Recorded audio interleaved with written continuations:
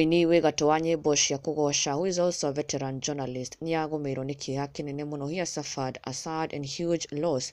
Ndeto yũmbũrĩtwo nĩ Karango Mũraya, ũrĩa watigwo atekũhota kwĩtha kĩeha gĩake na akĩũmĩrĩria mũini ũyũ na njĩra nene mũno.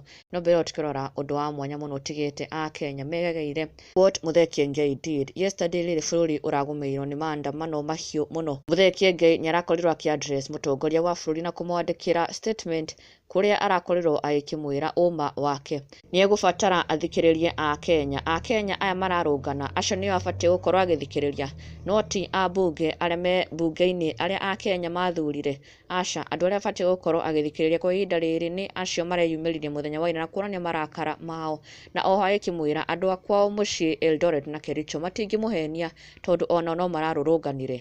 A very brave and candid message from Bishop Ben to President Ruto agĩkĩmwĩra use your wisdom and listen to the majority who are on the streets. Please ignore those few in the parliament. Listen to those people who sent them in parliament for representation.